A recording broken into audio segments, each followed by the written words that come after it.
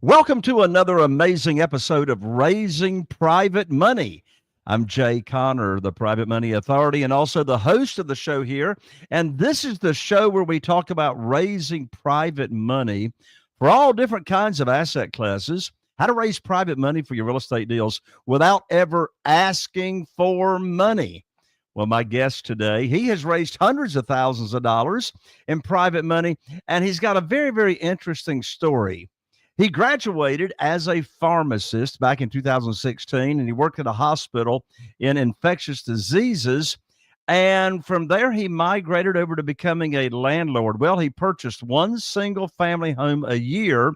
So what he did is he slowly built up a reputation at his local college for having high quality student housing rental spaces. So instead of renting the house out traditionally as a landlord and you're renting the whole house out, what he did is he rented it by the room.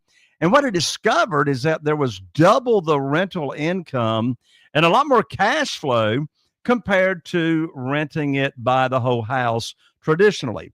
Well, by the age of 28, he became a millionaire and was earning multiple six figures in rental income using the student rental process. Well, he teaches others how to do this very same thing. He teaches what he calls his room hacking system, and he figures out neighborhoods with great cash flow, renovating to increase the maximum rental space. And he teaches how to find high quality tenants and managing properties with his very own unique systems. Well, I'm so excited to have as my guest, and you're going to meet Mr. Ryan Chaw right after this. If you're a real estate investor and are wondering how to raise and leverage private money to make more profit on every deal, then you're in the right place. On Raising Private Money, we'll speak with new and seasoned investors to dissect their deals and extract the best tips and strategies to help you get the money, because the money comes first. Now here's your host, Jay Connor. Well, hello there, Ryan. Welcome to the show. Thank you, Jay, for having me on. Absolutely. What an interesting story. You started out as a pharmacist, then you migrated, started to become a landlord. So why leave pharmacy and go into real estate investing? Yeah, so I was a pharmacist for 8 years. I just first got started in buying single family homes nearby my local college.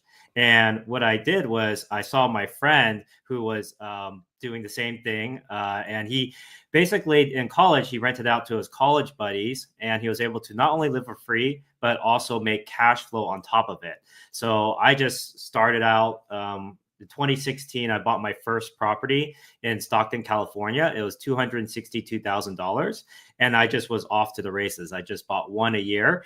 And I wanted to, of course, live life on my own terms, be able to basically do what I want, where I want, with whomever I wanted to do it with.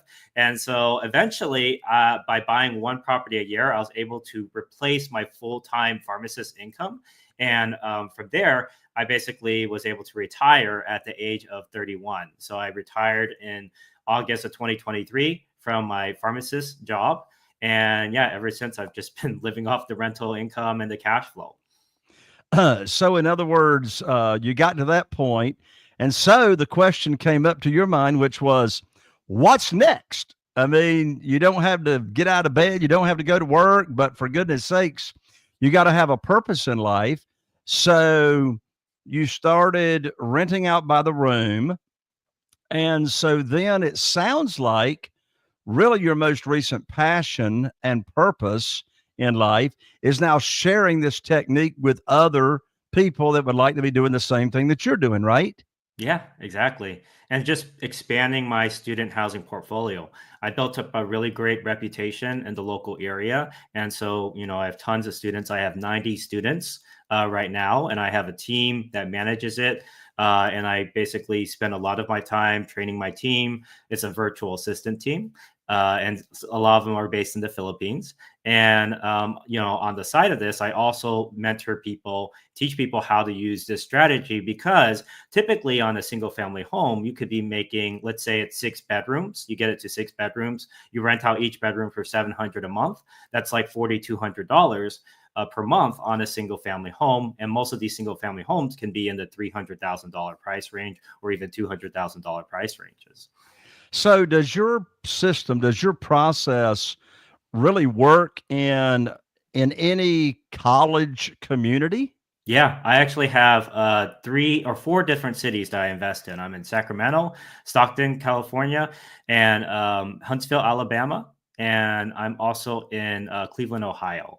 So it kind of works for every market that I've been in, and you just have to find a very good quality college, not necessarily Ivy League, but it does a college that has a good amount of graduate programs available for like healthcare workers, engineering, law degrees, etc. These students are really focused on their studies, and usually I have graduate students and like medical interns, medical residents, and fellows or fellowships.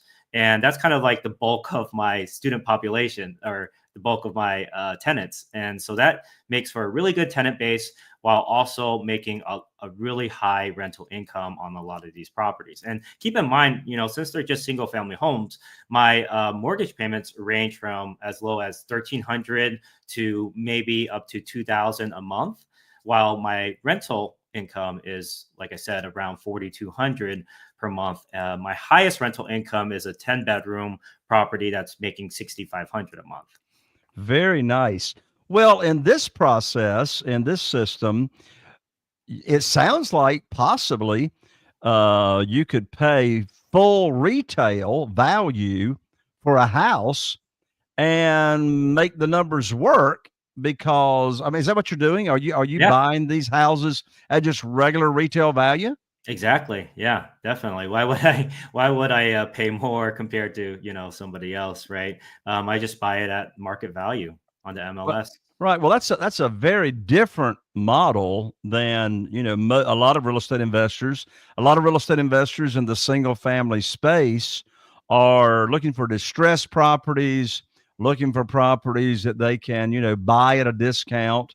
Hmm. And of course, unless you know how to find those and you've got systems in place, that can be a challenging situation. Finding properties at distressed distressed prices. Yeah, And then definitely. the renovation. Of course, I've I've rehabbed over 500 houses here Wow. in our local area of only 40,000 people. Of course, that's over a period of time of 2003. Mhm. So this is would you also call this model, this business model, co-living? Is it the same thing as co-living? It's similar, yes, but it's specifically student housing, because the majority of my people are students or healthcare workers. So I pick up a lot of like travel nurses or residents, but almost everyone stays for a full year, essentially, unless I'm buying the property, like let's say in January, then I might do a 6-month lease until July or August. And then from there, it's August to August leases. So everyone ends up on an August to August lease. So it's, similar to the co-living model in that sense. It's very stable. It also makes just as much as, or actually sometimes even more than Airbnb. And I have 1-year leases. So I don't have to worry about moving people in and out all the time and having to, pay for a lot of cleaning fees and all of that. It's just a very stable, very secure way of buying real estate. Plus, adding those additional bedrooms doesn't cost too much money. A lot of people think, oh, it's going to cost me $5,000 or $10,000 to add a room. Well, that's not usually the case. A lot of times you can repurpose an existing room, like the office or the family room, as a bedroom just by putting in furniture. And if you put up some drywalls and doors just to maybe separate out part of the living room to be a bedroom, then it costs anywhere from just like 1,500 to maybe 3,000. Usually it's like 1,500 to 2,500 per room that I add, which is not a huge significant amount. It's something that I make back within about 2 or 3 months from the additional rental income that's made on that room. Right. So, how many bathrooms do you need correlating to the number of bedrooms? Yes, so I stick with a 3 person to 1 bathroom ratio. So however you like, let's say you have 6 people at a house, I want to have at least 2 shared bathrooms. So it's 3 to a bathroom. If I have a private bathroom, I might put a couple in there because those two can share that bathroom and the other people can share the rest of the bathrooms at the house. Right. So, if you got three people staying in three different rooms sharing one bathroom, how do they know who gets to use the shower when? Yeah, so that's obviously something they work out among themselves. It's usually not too hard for them to just figure out, like, okay, he showers later, somebody else showers in the morning. And again, like just with 3 people to a bathroom, it usually works out just fine. Plus, if it's, you need to use the restroom, there's always 2 bathrooms that you can use. So you can always use the other one if you need to. Right. Yeah, I've never really had any people have like large issues with that. Yes, there are people who prefer to have a private bathroom and we'll charge more for that. We'll charge like 150 to up to $200 more for that. But for the most part, yeah, people are getting used to, especially these college students, they're already used to living at the dorms where they have to share with like 20 other people, right? The communal Right. bathroom with like 20 other people. So they're pretty happy with sharing with only 2 other people. Okay. Well, that's very interesting. So, what about the shared co-living space, such as the kitchen and et cetera? How does that work logistically for the common areas? Yeah, so they all share. Usually, I have one big common area. It's like the kitchen slash living room, or maybe I'll have a kitchen and a living room separately. But essentially, yeah, there's only 1 or 2 common areas, and they all share that. What's cool about student housing is most of the time these students spend their time, a majority of their time, in their bedrooms rather than in the common spaces. Nowadays they watch Netflix or study, and it's mainly done in the bedroom. So I have many houses where the students don't even use the common areas. In fact, I live at a house hack myself right now, and no one really even uses the couch in the common area or anything. So it's yeah, it's pretty good in that sense. Let's say there is an issue with fridge space, we can always buy a mini fridge for somebody, for example, for them to borrow in case there's a limited fridge space. There's certain things we do too, like we call it the purge, where every like probably twice a year, I would say, we have the students all label their food and then we purge any unlabeled food. And a lot of times, there's food that people forgot about, maybe, right? So doing the purge at least twice a year usually, resolves that problem. Right. Now, as far as the individual rooms go for these college students, do you furnish the rooms or they got to furnish their own rooms? I do furnish the rooms, yes. Luckily, it's all tax deductible, of course, but I do furnish with pretty good furniture. I buy from Amazon, Walmart, Target. I think they have very decent furniture for sure, or Home Depot, of course. All right. So, what goes in a room? What do you furnish it with? Yeah, I have a bed, mattress. I have a study desk. I have a chair, like a study chair, a nightstand, and drawers for the clothes, and some sort of closet. It could be either a standing closet or a closet that was already built in. Okay. So, let's talk about the money on this business model.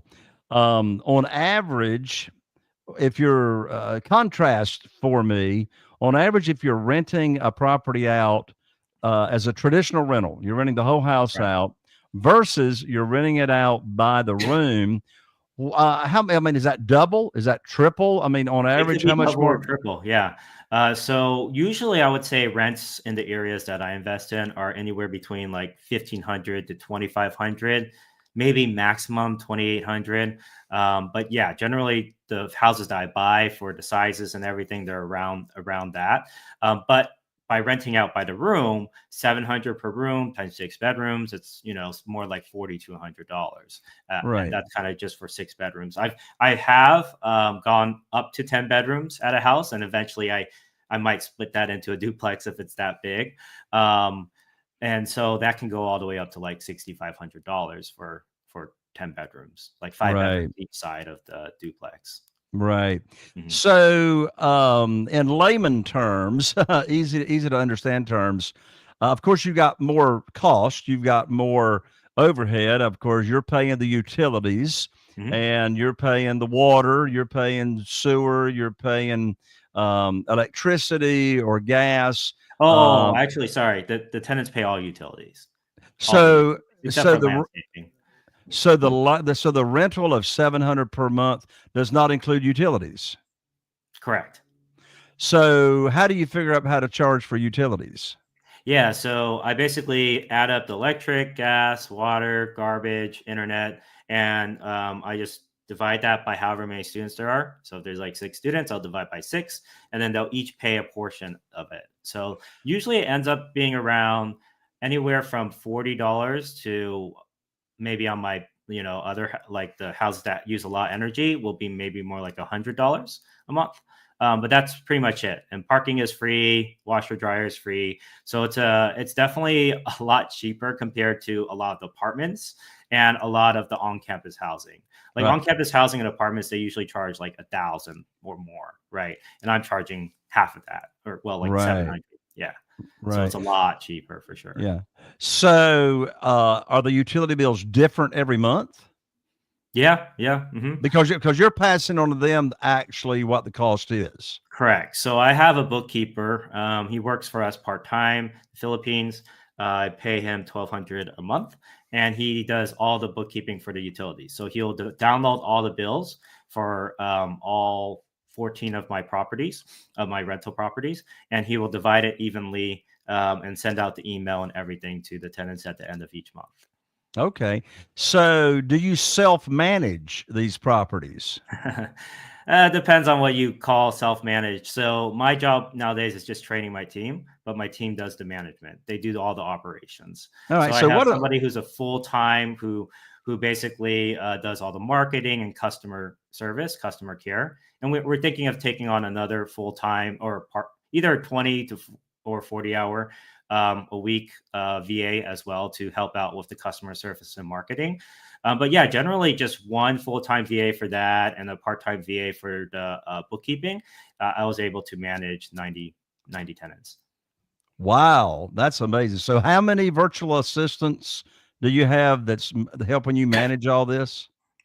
Sure. So I have again one main bookkeeper and then one main full-time VA, and then I have a few other like VAs that post on Facebook. And we give them like 250 a month or 300 a month just to do the Facebook posting and respond to things on Zillow and Facebook messages, etc. So they also get a small commission for every person that signs a lease.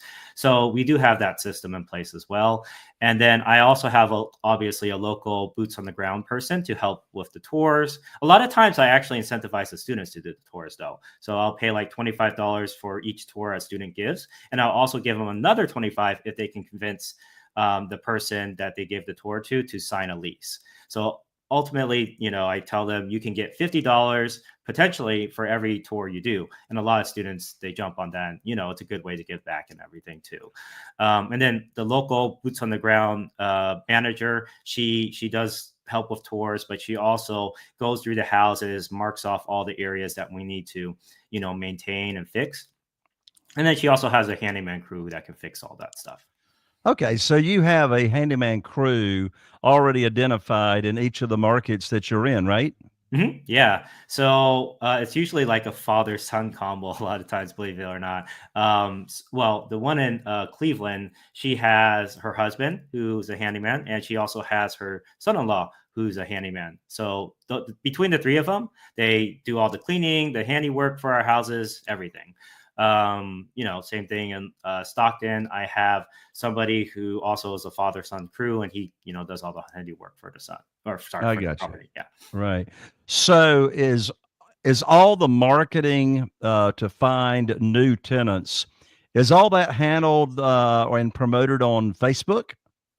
So I have automated systems. So there's a site called Avail, Avail, and I basically post my ad there, and it'll shoot it out to multiple different housing sites. It goes to realtor.com, rent.com, apartments.com is included in that. And what's cool is the Avail will send you email leads to your inbox, and I have a Google App script. It's called Google App Scripts that basically reads through all the emails, and it'll automatically respond to every single Avail lead. It'll respond with our application form, our Google form. It'll respond with pictures of our houses, our website link, and it will basically automate that whole process for me. That's So I do have a lot amazing. of like back end automation for sites like Avail. I have back end for like ULoop, something called University Loop, which is specifically for students. There's also roomies.com, Zillow.com, obviously. And I'm trying to think about what else. Oh, Furnish Finder. Sometimes if I'm buying a house, before August, I might bring in some travel nurses from Furnish Finder. Wow, that is amazing.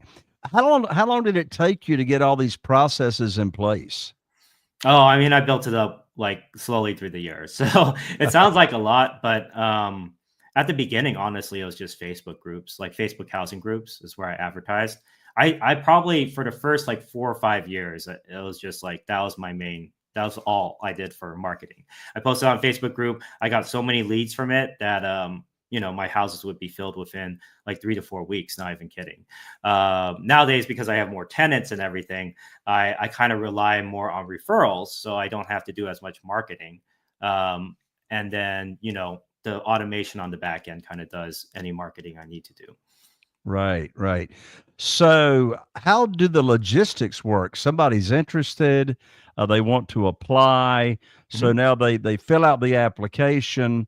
mhm. How does the approval process work? And I think you've got your own system, if I Yeah, remember correctly.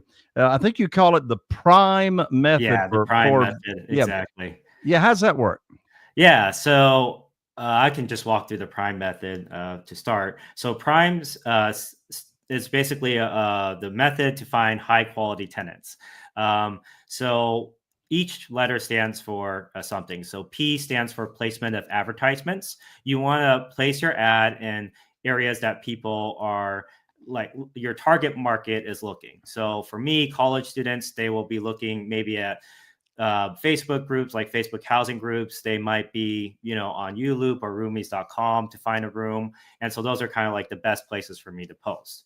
R stands for reviewing social media. So if they're contacting me through Facebook, especially, I like to, I allow them, I like to like look through their Facebook profile, make sure they're not smokers, drinkers, loud partiers, that type of thing. So I really kind of I have my VAs nowadays take a look at what type of tenant they are. Let's see.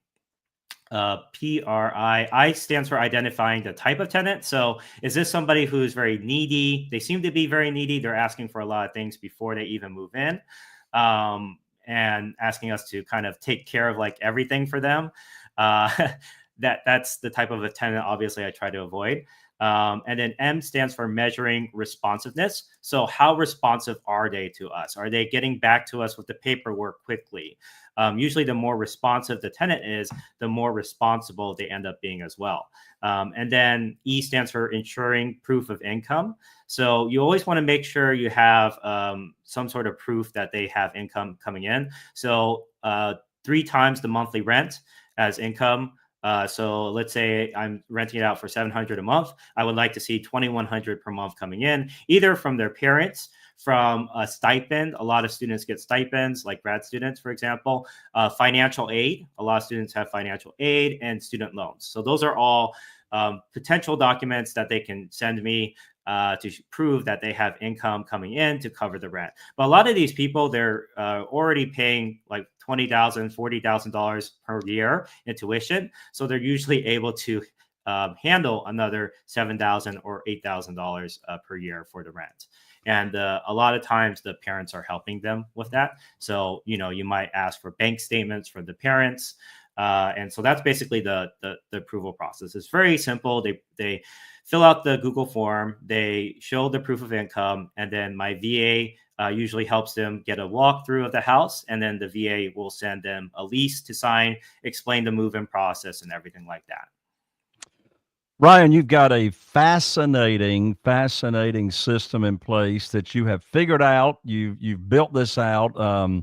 You've clearly, I'm sure, learned a lot of lessons of ways not to do this business, Yeah. and you've you've got it automated. So, what's some advice or tips on a newbie, a real estate investor, or someone that would like to really learn about getting into this space, how can they get started?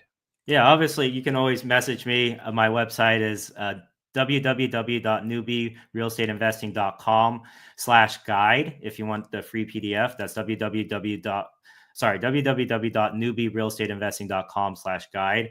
And you can, put your email in there, and then I'll get in touch with you.